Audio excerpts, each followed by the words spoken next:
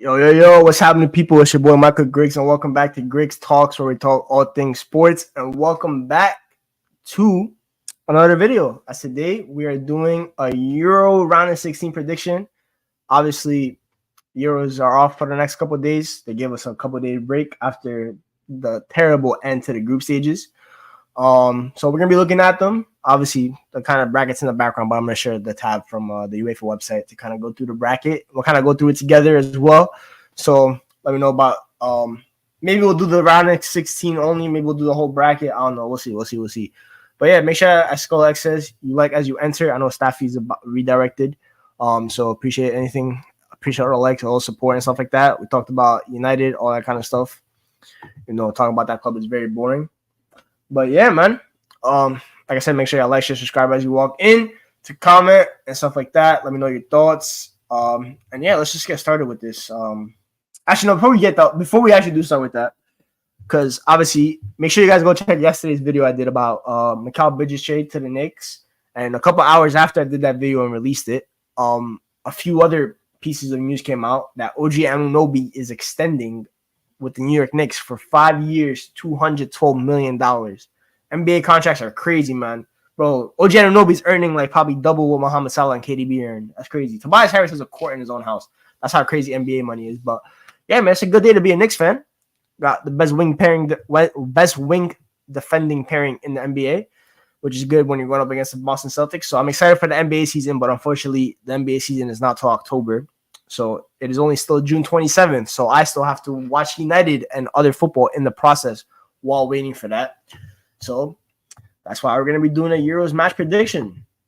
But yeah, big up JJ in the comments. We here. I know JJ, you and this staff, you seem saying the Griggs Talks community is lacking. That might be my bad. I'm not gonna lie. During the Euros, I don't like doing watch along sometimes because I want to focus on the game. I want to focus on players. And after the game, it was like the algorithms, all that kind of stuff. But that's on me. I'm not gonna lie. That's my bad. I will try. I'm not gonna promise anything because I'm bad at keeping promises when it comes to this shit. I'm gonna try my best to put out more and more content. No, back-to-back days today. We're on the uphill. We're climbing somewhat. But yeah, man, let's actually start looking at this shit.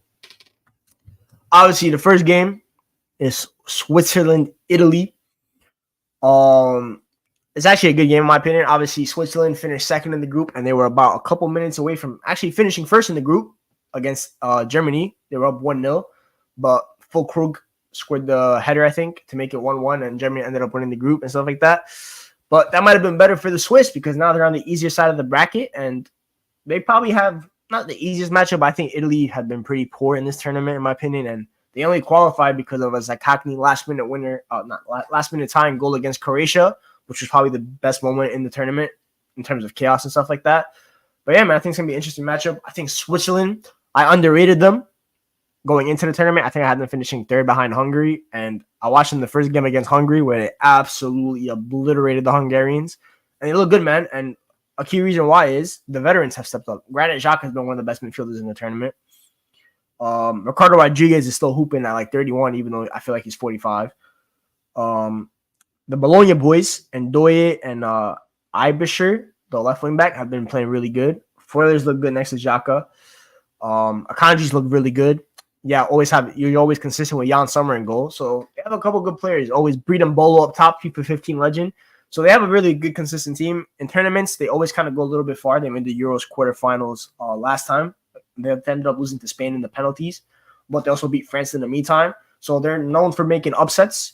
So I think this is definitely a tricky matchup for Italy. And I know a lot of people are probably going to go Italy because it's Italy, right? So you're going to expect them to win. But I think for me, you're going to probably have a back three versus a back three. And I think for me, Switzerland in the attack have a little bit more versatility and a little bit more fluidity in their attack. That might cause Italy some issues, man. They have a lot of pace. And the Italian defenders, while most of them look good, they're not the quickest. So it'll be interesting. But on the Italy side, obviously they had the good first game against Albania. But then against Spain, they got dominated. And against Croatia, I'm not going to lie, they look decent. The back three switch for me was the right move by Spalletti. But I don't like the personnel that he personally uses. I don't rate Di Lorenzo. I think if Italy want to have any chance, Di Lorenzo needs to get benched. I like Calafiori and Bastoni at center back. I think maybe play like a Buongiorno as well. In the midfield, I like, obviously, Jorginho is fine to play with, to have in the midfield. But I think the midfield partner next to Jorginho La Barella needs to be perfect. And I don't know, man. Fratesi hasn't moved me. Fagioli made a couple of nice passes in the game. Chiesa coming off the bench was really good. I don't know why he got benched. Skamaka looked a little decent. Retegui looked a little bit decent.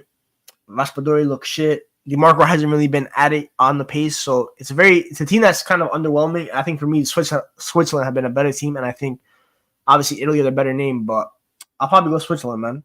Personally, for me. Actually, you know what? A better way to look at this might just be the matches. Can we go to that bracket view? Yeah, let's just go like this, man. All right, let's just go like this. We'll go back to the top. Spain, Georgia.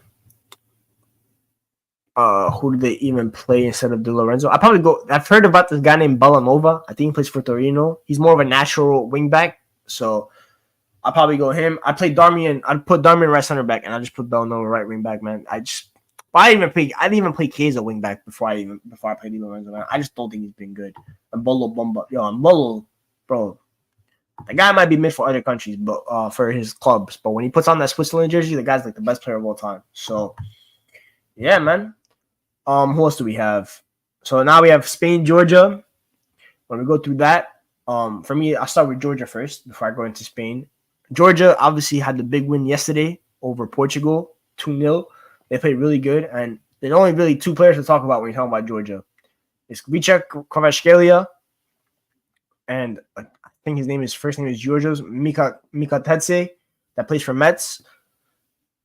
Obviously, I lost to Georgia in the playoff for the Euro qualifiers on penalties. They deserved it, and I'm happy that they actually made it past our group stages, which means that I didn't lose a bunch of bumps.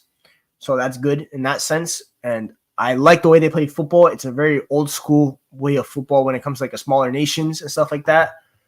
And I really like it, man. They made the whole footballing world proud, and the way that Vicha and Mikadze played yesterday, for me, that's very exciting. I don't think they'll beat Spain, obviously, but obviously we're 20 years away. We're 20 years from when Greece won the Euro, playing a very defensive football, counterattack, set pieces, stuff like that. This Georgia team has a couple players that are better than those Greek players were in Vicha and Mikatadze, man. They are really, really threatening on the counter. I know they played Spain in the qualifiers. They got absolutely destroyed last time, 7-1. I don't think Maradona played the game, though. But it'll be a little bit more of a closer game, in my opinion. And the teams that Spain have been knocked out to as of recently, right, two of the last three tournaments are teams that play similar to Georgia. Very defensive on the counter, can play a little bit of football, keep the possession for maybe a few seconds to kind of relieve the pressure. We saw it against Morocco in the World Cup. We saw it against Russia in the 2018 World Cup. Obviously, they lost to Italy in the 2020 Euros, and Italy are a really good possession team. But it can be tricky for Spain when it comes against teams like this. So, yeah, man, you never know what can happen. But in terms of Spain, the one difference that I'll say with Spain is that it's better than the previous team is that this Spain team in attack is much, much more potent than those previous editions of Spain. That post the Xavi, Iniesta, Busquets era of Spain when it was the global domination.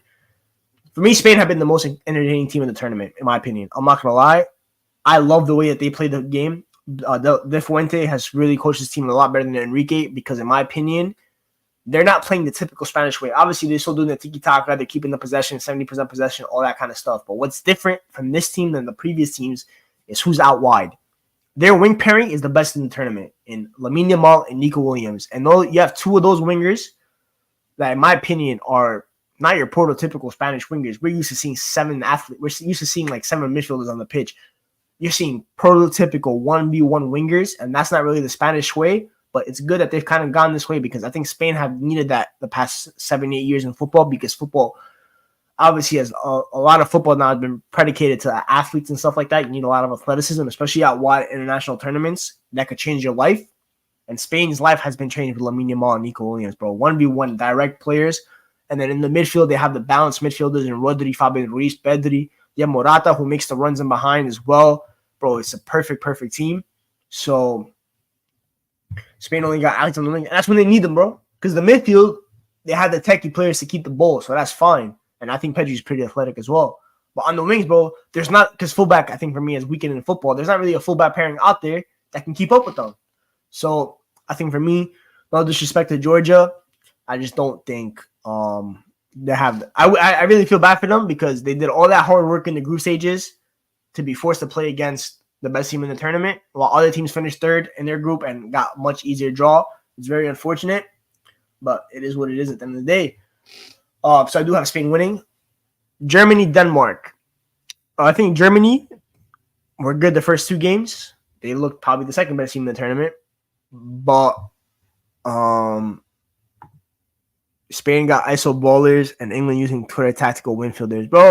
You see how the sport has changed, man. See, bro, that's why I say we're losing recipes. Bro, Spain, Pep, who's Spanish, obviously ruined football with all this tiki-taka stuff, and he kind of, I'm not going to say he ruined it, but everyone's trying to copy him and what he did, right?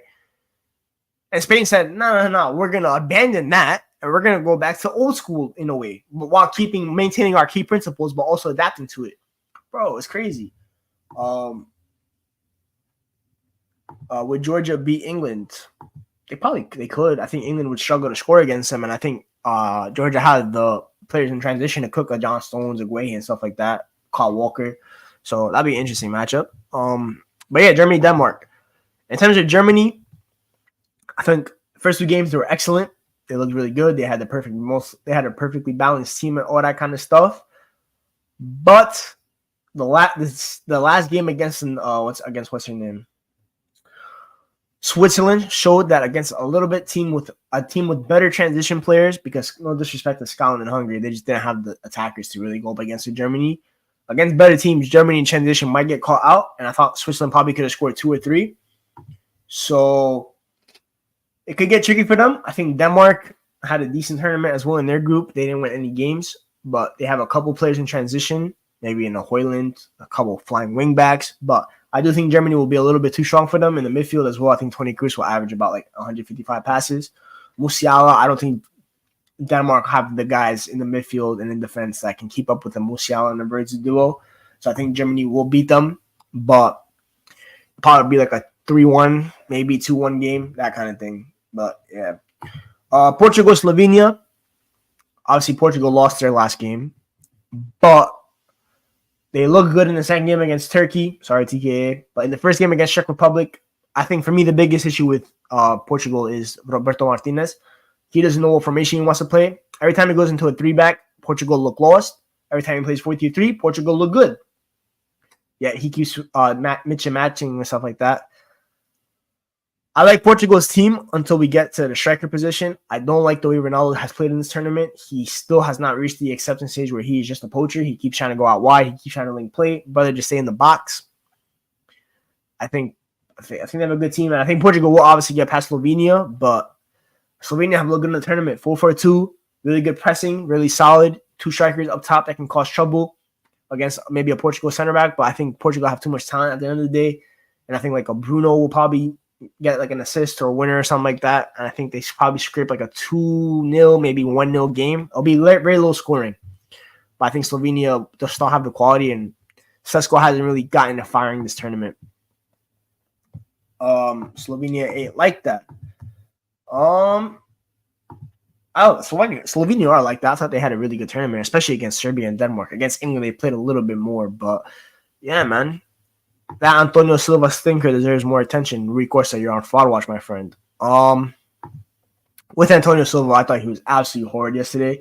And I've always said Benfica used to be a club that developed top talents. But when you look at them now, I'm not saying it's a scam, but they're clearly overpricing players that for me are not worth it.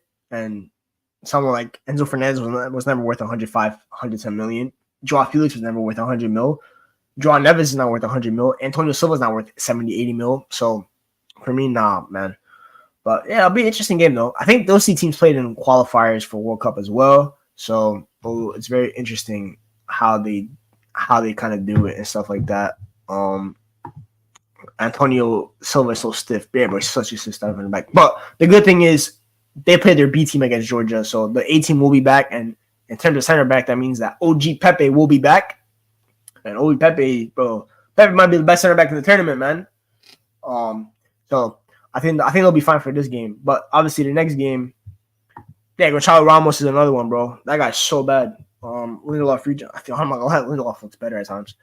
Um, France, Belgium. This by far, I promise you, will be the most boring game in the round of 16. I guarantee it. I guarantee there will not be a more boring game than this game. It will be horrific.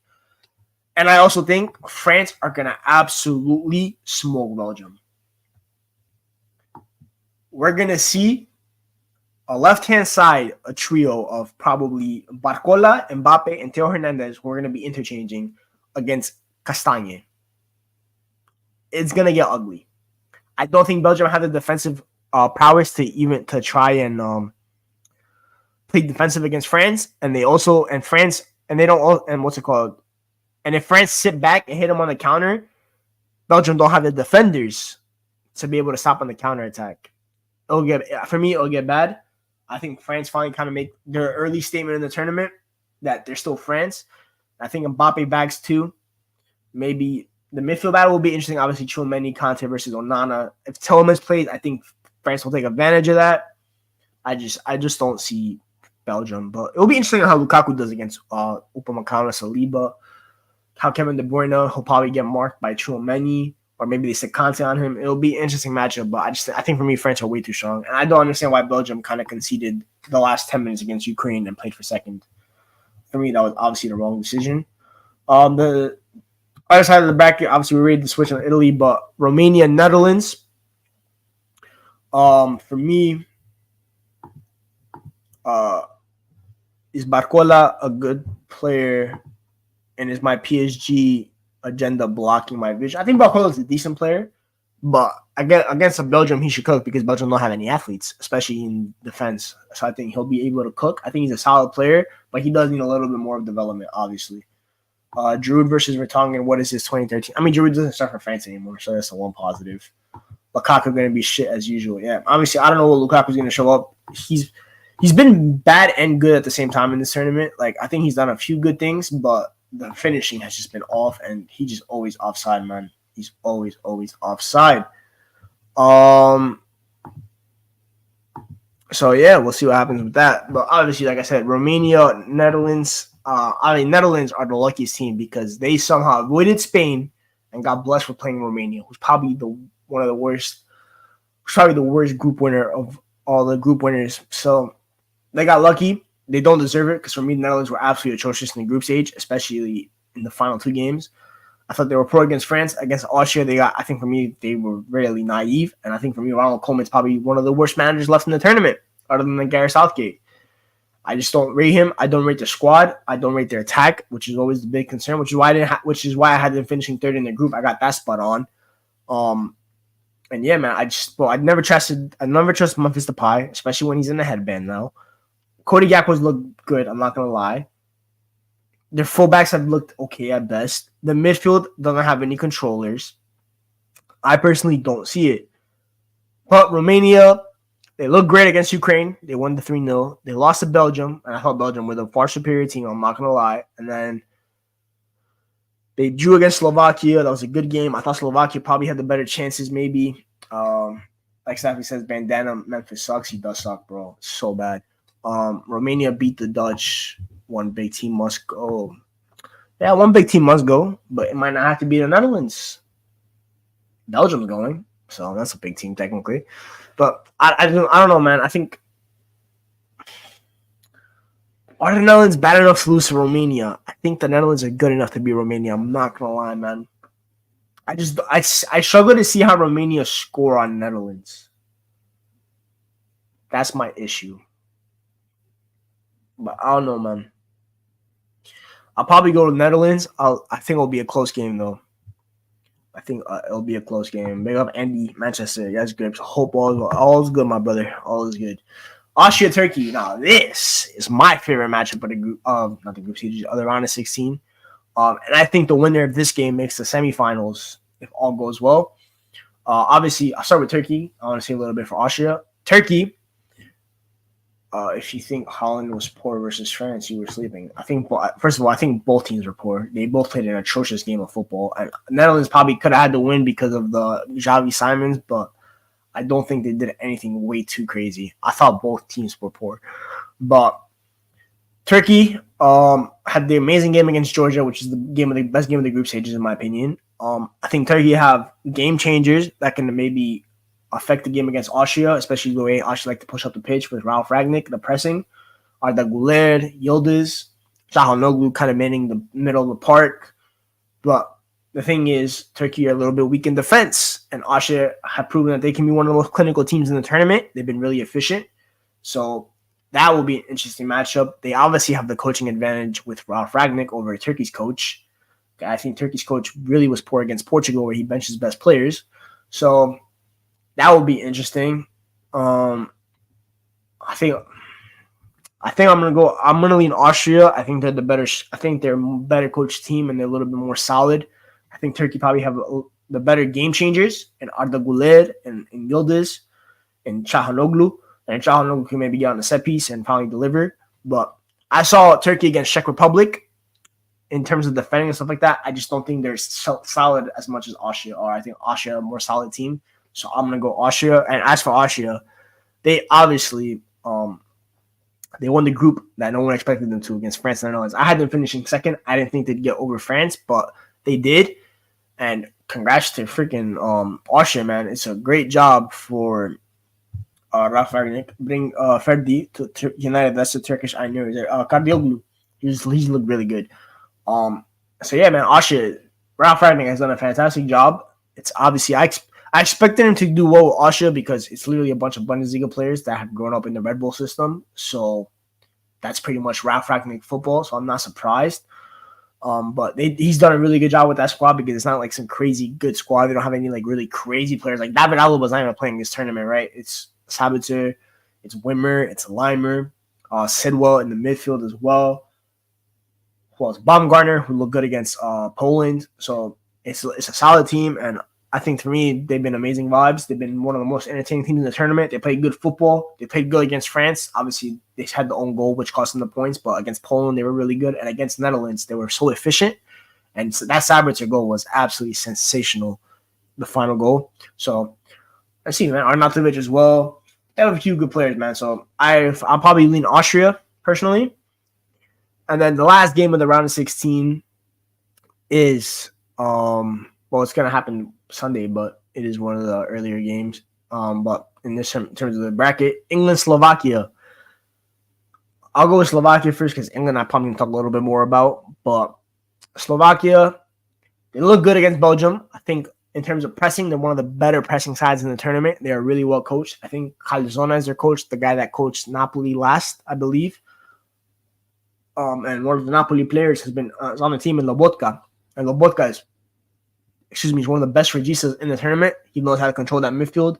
He does a really good job. They have Skriniar in the bag, Dubravka in goal. It's kind of a hologram personally, but yeah, man. That probably might be the most boring game. But I think Slovakia's pressing might cause a little bit more excitement because I think they're going to get opportunities on the break. It's just about whether they'll be efficient, whether they'll be clinical. Kind of similar. I think the Slovakia game, I think will be a little bit similar to Belgium. But it'll be more boring because I think Belgium are a little bit more open in attack and they're more fluid and stuff like that. And they're more direct. But to like a Doku and a KDB and Lukaku. But it'll be interesting. As for England, France were the second most boring team in the tournament. England were by far the most boring team in the tournament. They played 3 games. I wanted to take a nap in all 3 of them. There was not a minute I was really entertained in any of those games. First of all, Gareth Southgate has done the worst coaching job in the tournament out of every single possible coach. He has not done a single thing right. Other than maybe not even the defense, because Kieran Trippier and Kyle Walker are main issues, are really big problems. The center backs are fine. The midfield has been a constant issue, and he has scapegoated 2 players, and it might be 3 come Sunday, to kind of justify this whole front 4 that he's trying to do, which also doesn't fit together in Saka, Jude, Foden, Kane. There's issues all over the pitch.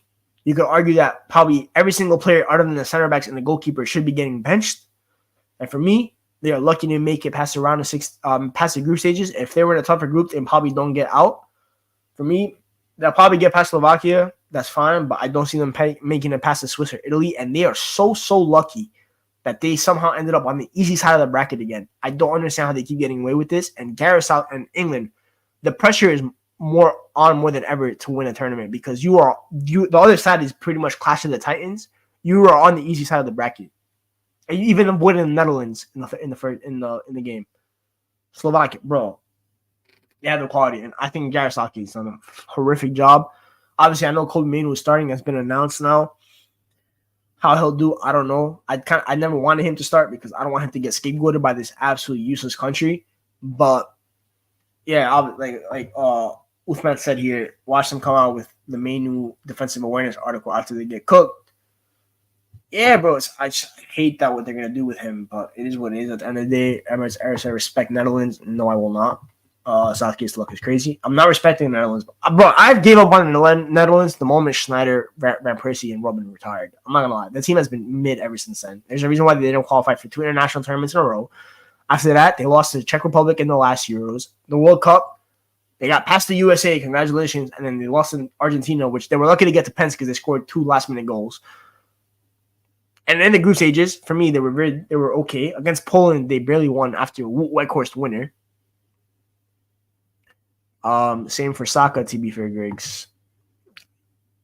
Obviously, I know Ian Wright made those comments. I haven't talked about Ian Wright's comments, but for me, I think Arsenal fans, first of all, I don't know how Arsenal fan. I don't know how my Arsenal subscribers feel about the Ian Wright comments. For me personally, he just made a tactical suggestion.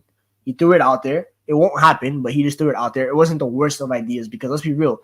Is Saka going to be worse at left back than Kieran Trippier? Not really. And he offers them a little element in attack because he'll keep the width while Phil Foden can maybe drift inside. And for me, Cole Palmer is the definition of an international player in terms of taking the game from the scruff of the neck, game changer, all that kind of stuff. I think he'll fit.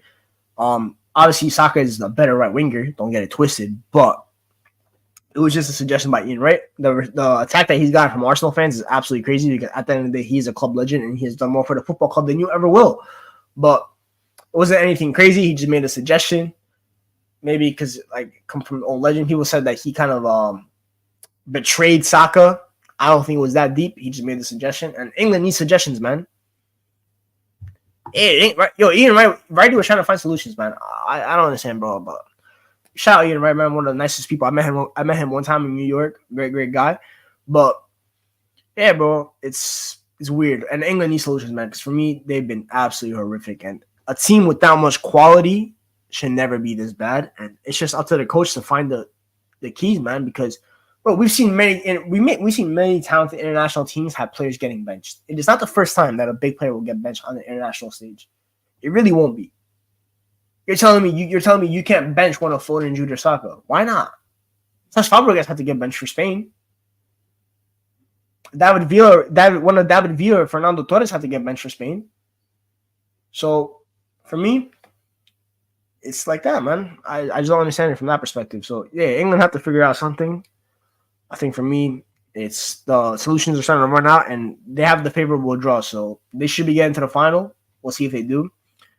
Calvin Phillips is not the answer. I understand when Southgate said we were missing Calvin Phillips, like maybe the profile, but my brother, you have the profile on the bench. Adam Morton is right there, and Adam Morton is a better player than Calvin Phillips was for Leeds at that time. So yeah, man. Maybe one of the issues is Declan Rice. Maybe Arsenal fans don't want to hear that, but maybe the issue is Declan Rice because he can't play as a lone six. There's a reason why Arteta played Jorginho. So Southgate's trying to play a system, which a lot of players that he wants to play just don't fit. You want to play a lone six, then Declan Rice is not your guy. Declan Rice is a pivot player. He cannot be a lone six. You want wingers. Then why are you playing Phil Foden out wide? Phil Foden is clearly a 10. But you also can't play Phil Foden in the 10 behind Harry Kane because those two don't connect well with each other.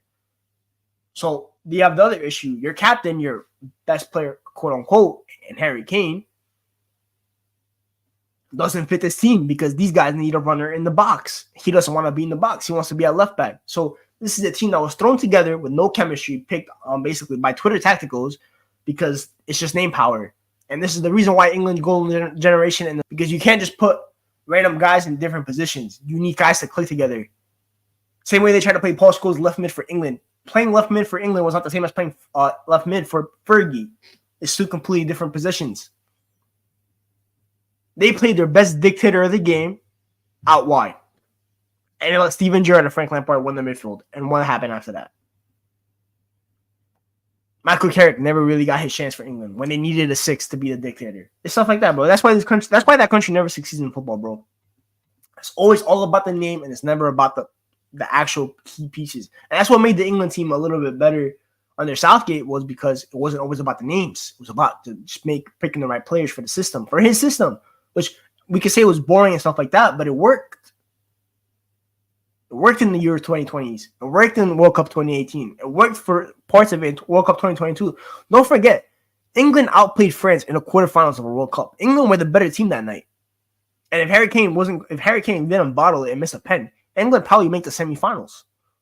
So there was the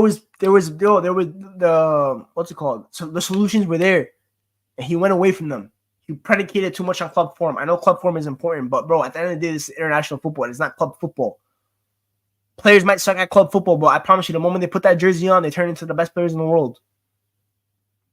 So, yeah, man. We'll see what happens after that. But I do have England beating Slovakia. But personally, if we're gonna take a quick look at the quarterfinals, I think Switzerland. First of all, I think Switzerland beat Italy, and then Switzerland versus England. I think Switzerland beat England, man. I think for me, that's where England fall. I think Austria make the semifinals, and then in the top half of the bracket, I think obviously you have Spain, Germany, Portugal, France. I don't want to predict those games right now. I want to see how each team looks in the quarterfinal, in the round of 16 before I kind of talk about it. But yeah, man, I think England have a lot of issues to solve, and we'll see if they solve them. And I also don't like the way that the players are attacking the legends, because the legends criticize them. Bro, what have you won? I know most of those guys haven't won anything, but neither have you. So, yeah, man, I think England for me, I did an article that will probably be coming out tomorrow, which is ranking the knockout teams, not by just how their performance, but like their vibes. For this England team right now, it's terrible, terrible vibes. They're not unified. The fans are all over the place. The coach is all over the place. It seems like this team was put together last minute, bro. And for a lot of these guys that have come up through the system together, that's not a good thing. So, yeah, man, it'll be interesting for England, but other than that, with the one last thing I want to say about the Euro before we wrap up, I don't want to be here too long. Obviously, with this whole third place group system and stuff like that, I personally think it's time for the Euros to either go back to the OG way of 16 teams, so kind of like the Copa America method, or make it 32 and do the World Cup, the original World Cup method. Obviously, that's changing next World Cup when it goes to 48 teams. But what is it? It'd be 6 groups, I think. Or is it 8 groups? 8 groups, 2 teams advancing from each group. And that's an extra 8 teams in the tournament that they could put in. Because there were some quality teams that obviously didn't make the Euros, like Sweden, Norway, Greece, if we want to add them. Wales a little bit. So, yeah, man. I think, personally, maybe they could do that, because I don't like this third place system thing. I really don't. I think, for me, the group stages after the first game kind of dies down, because teams kind of just play a little bit more pragmatic to just qualify for third place, and they're fine with it. Because, bro, that Netherlands-Austria game, that whole day with the Group D stuff, imagine how much more electric would have been if the Netherlands got eliminated. Or if maybe France got eliminated. It's stuff like that. I think this tournament needs that kind of boost. I don't really like the third place thing. I think for AFCON it works, because AFCON will always be chaotic, but in the Euro tournament, the coaches aren't like exciting like that. They're gonna go pragmatic and they're gonna go safe. So I think for me there needs to be a change when it comes to that, and it needs to be made soon, because I think this whole third place team thing has kind of died down personally. So they need to make a switch. And whether that's going back to the OG method and maybe cutting a few teams off, which I don't think they'll do, because football is always about expansion. But yeah, personally, man. So yeah. But yeah, to go through the winners one last time before we wrap up. Spain, Georgia. I have Spain. Germany, Denmark. I have Germany. Portugal, Slovenia. I have Portugal. France, Belgium. I have France. Romania, Netherlands. I'll go Netherlands. Austria, Turkey. I'll go Austria. England, Slovakia. I'll go England. Switzerland, Italy. I'll go Switzerland. And Ali Baller says, JJ, let Foden and Bellingham come off the bench and be the saviors then. Because JJ said, if Southgate drops Rice and plays Warren as a 6, that midfield's fixed. I mean, I think there's some people needs more than just Rice chopped. It needs something, but yeah, man. Any last questions before we wrap up, guys, about Euros or maybe any of the transfers? I know there was a few transfer rumors today. I know me and Stafford talked about United. Um, I think Dewsbury Hall got linked with Chelsea. I don't understand the point of that signing personally. I think they already have a bunch of eights. Check Ornstein's Twitter. If anything else popped up. I know number 11 got linked with Marseille today. Ben Godfrey's going to Atalanta. That's an interesting one.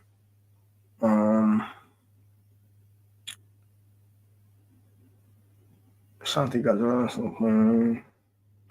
don't think I saw Rafa Varane got linked with Como, the Fabregas club out in Serie A. Ipswich are signing Omari Hutchinson. Could Fulkrug end up getting Golden Boot, Griggs? He could. Honestly, I don't know who's gonna win the Golden Boot. You know, I really don't.